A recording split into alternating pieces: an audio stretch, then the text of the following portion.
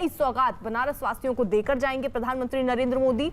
BHU पहुंचे, जनसभा को संबोधित करेंगे, यानी किस तरीके की तैयारी वो सोच रहे हैं, बनारस के लिए क्या सोच रहे हैं, एक बड़ा मैसेज होगा। कुल 1583 करोड़ की प्रधानमंत्री नरेंद्र मोदी जब यहां पहुंचे सौगात देने वाले हैं। 744 करोड़ की परियोजनाओं का वो उद्घाटन करने वाले हैं। 839 करोड़ की परियोजनाओं का शिलान्यास प्रधानमंत्री नरेंद्र मोदी करने वाले हैं। साथ ही साथ 280 परियोजनाओं को लोकार्पण और शिलान्यास भी करने वाले हैं प्रधानमंत्री नरेंद्र मोदी। तो बीएचयू में देखिए मौजूद हैं इस वक्त वो, और तमाम तैयारियां पहले से ही कर ली गई थी प्रधानमंत्री नरेंद्र मोदी के आने की। फिलहाल जब वो पहुंच रहे हैं तो हाथ जोड़कर सब अभिवादन कर रहे हैं, जिनको स्वीकार करते हुए प्रधानमंत्री नरेंद्र मोदी आ रहे हैं। तो काशी को पीएम की बड़ी सौगात मिलने वाली है। 84 घाटों पर हाईटेक सूचना बोर्ड जो है वो लगाया जा रहा है। नीर निर्मल परियोजना की शुरुआत भी काशी में हो रही है। 14 स्वास्थ्य केंद्रों को PSA oxygen generation plant Banaras को मिल रहा है। तो कई सौगात प्रधानमंत्री नरेंद्र मोदी लेकर आए हैं बनारस वासियों के लिए। बीएचयू में 100 बेड का एमसीएच विंग खुल रहा है, उसको भी संबोधित करेंगे। डॉक्टरों से बाकायदा उनको बात भी करना है। ये कार्यक्रम भी उनका रहने वाला है 2 बजे। साथ ही साथ प्रधानमंत्री नरेंद्र मोदी पंचकोसी परिक्रमा मार्ग का निर्माण करेंगे। 2 पेयजल योजना की भी शुरुआत आज होनी है। साथ ही साथ एक बहुत खास बात, रुद्राक्ष कन्वेंशन सेंटर पर भी प्रधानमंत्री नरेंद्र मोदी पहुंचेंगे, जो अपने आप में बेहद खास है। नजर उस बात पर भी रहेगी। अंतर्राष्ट्रीय सहयोग और सम्मेलन केंद्र रुद्राक्ष में 108 रुद्राक्ष लगाए गए।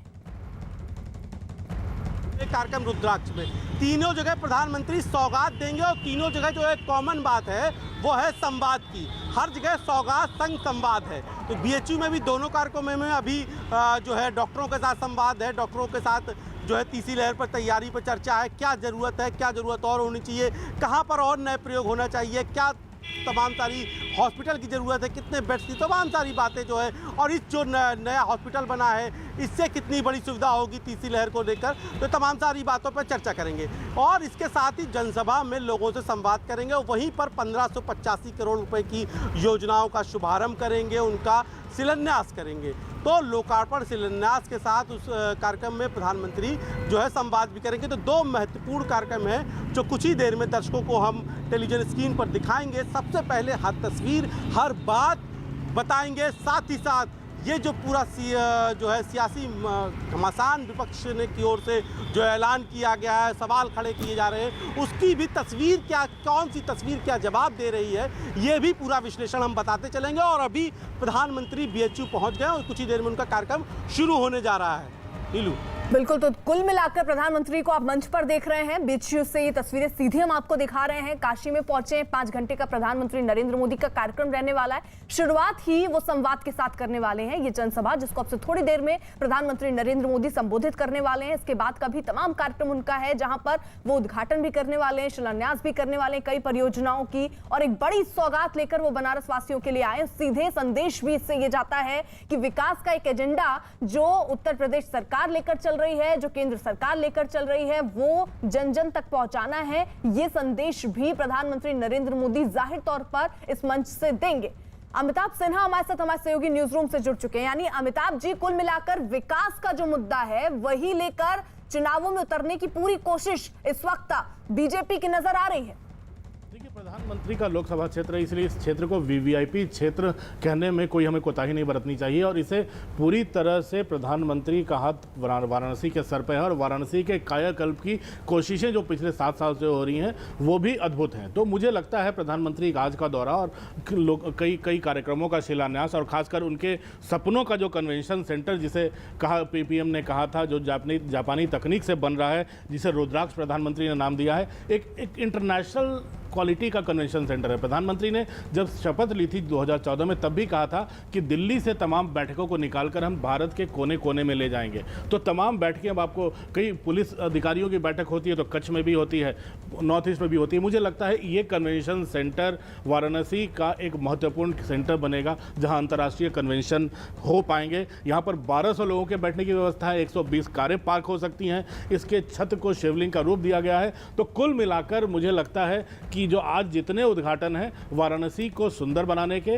वाराणसी को जो क्योटो बनाने का सपना था उस दिशा में आगे बढ़ाने की एक पूरी कोशिश है। गंगा पे रोरो सर्विस का भी प्रधानमंत्री उद्घाटन करेंगे। तो ये तमाम चीज़ें हैं जो प्रधानमंत्री के उन सपनों को साकार करती नजर आती हैं जो उन्होंने वाराणसी के लिए देखा है। अब से थोड़ी देर में प्रधानमंत्री तमाम मेडिकल प्रोफेशनल्स और तमाम डॉक्टर्स के साथ जो जिन्हें हेल्थ फ्रंटलाइन वर्कर्स कहा जाए कोरोना में, उनके साथ बातचीत करेंगे, संवाद करेंगे, उनको संदेश भी देंगे। और आपको शायद याद होगा कि वाराणसी में कोरोना कंट्रोल के लिए जो उपाय किए गए थे वो एक रोल मॉडल बना था पूरे उत्तर प्रदेश के लिए। और मुख्यमंत्री योगी ने तमाम जिलों में इसका अनुकरण करने का भी आदेश दिया था। ये था एक कंट्रोल एंड कमांड सेंटर वहाँ 13 अप्रैल को बनाया गया था। क्योंकि बनारस की बात करें तो बनारस में एक कहा जा रहा था कि RT-PCR टेस्ट के लिए मशीन तक 1 या 2 थी, वहाँ कोई कोविड का अस्पताल नहीं था, कोई बेड नहीं थे। लेकिन अप्रैल में जब इस कमांड सेंटर ने पूरा मोर्चा संभाला, सारे के सारे कोरोना से लड़ाई का पूरा जिम्मा अपने सर ले लिया। 24 घंटे ये कमांड सेंटर काम कर रहा था और 3 शिफ्ट में लोग काम कर रहे थे। हर पल प्रधानमंत्री कार्यालय बनारस से इस कमांड सेंटर से खबर ले रहा था। तो मुझे लगता है धीरे धीरे वाराणसी न सिर्फ को अपने भारतीय जनता पार्टी के सभी प्रदेश के पदाधिकारीगण, जिला और महानगर के पदाधिकारीगण और उपस्थित सभी भाइयों बहनों, बाबा विश्वनाथ की इस पावन धरती पर काशी के लोकप्रिय सांसद, देश के यशस्वी प्रधानमंत्री आदरणीय नरेंद्र मोदी जी का मैं प्रदेश वासियों की ओर से और आप सब की ओर से हृदय से स्वागत करता हूं, अभिनंदन करता हूं।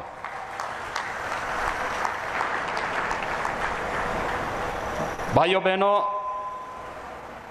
आदरणीय प्रधानमंत्री जी के नेतृत्व में काशी ने देश और दुनिया के सामने अपनी जो नई पहचान बनाई है,